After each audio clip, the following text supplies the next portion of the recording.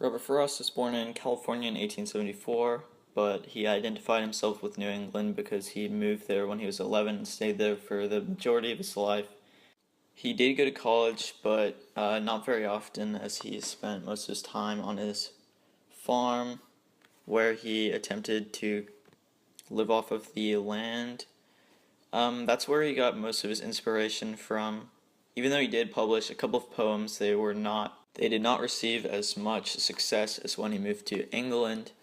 The publishers actually came crawling back to him, and he famously gave them the same poems that they turned down years ago. Although he had a lot of publishing success now, his life was pretty tragic, as all of his children either ended up dying early or having birth defects, which is why in a lot of his poems a recurring theme of them is youth, especially in the poem Birches, where he mentions a boy swinging on the trees. The other part of his life that shows up frequently throughout his poems is the study of nature, because he composes a lot of his poems on the farm and turns out to enjoy and adapt to rural life, and it ends up becoming part of his identity as a poet.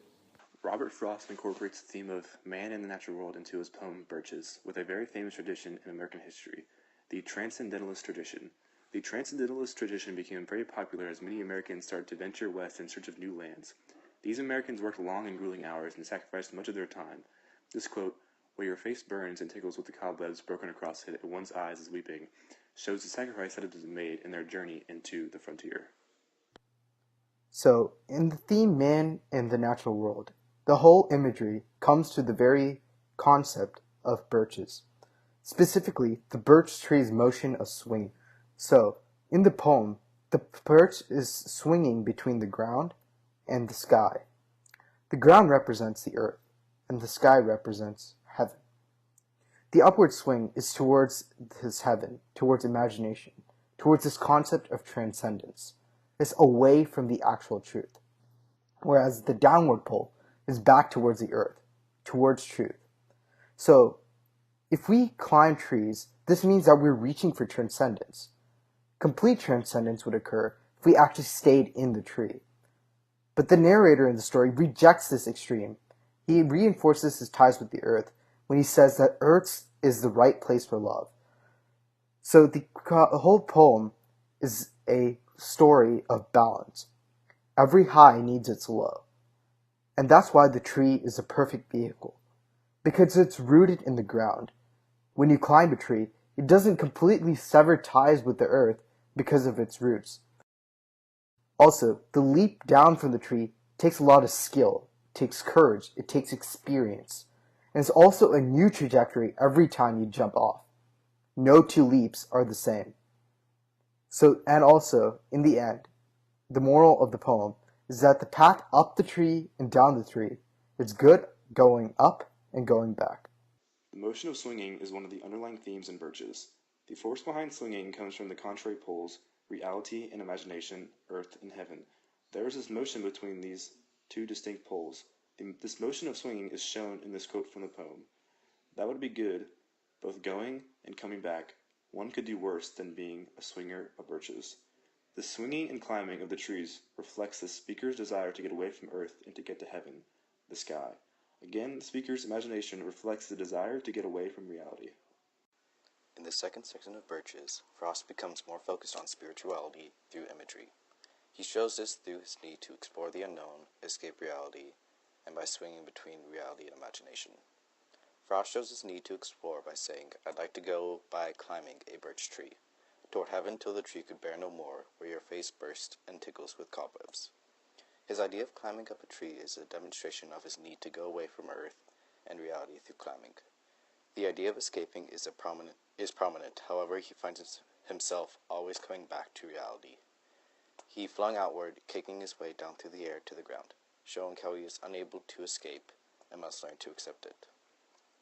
Finally, the motif of swinging is linked with the idea of going back and forth between reality and imagination. "But dipped its top and sent me down again.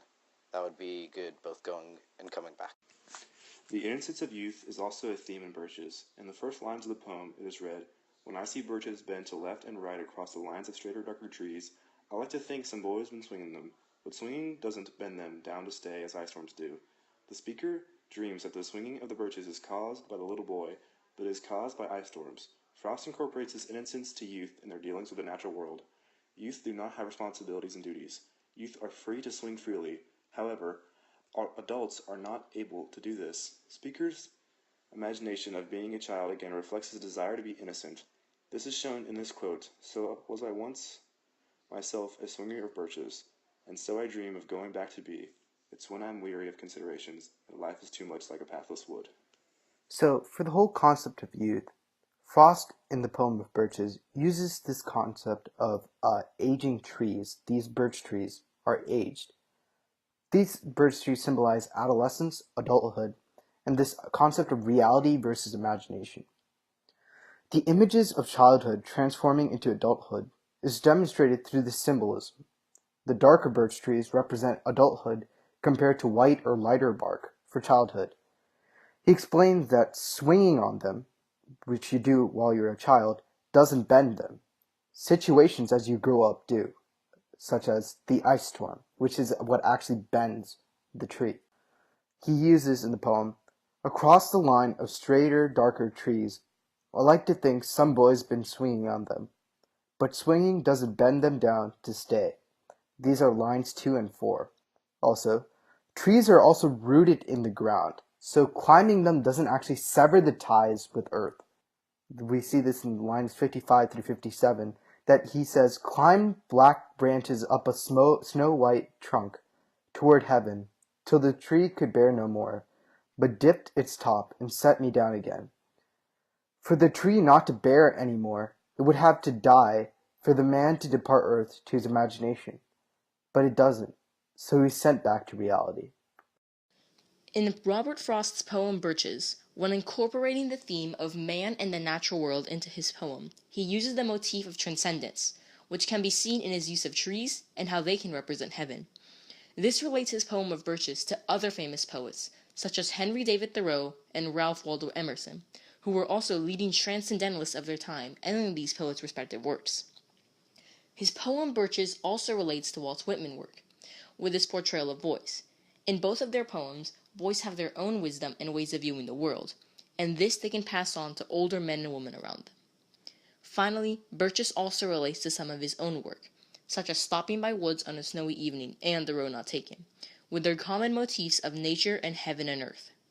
In both Birches and Stopping by Woods on a Snowy Evening, we can see how the trees or woods represent some other higher place, as seen in these quotes.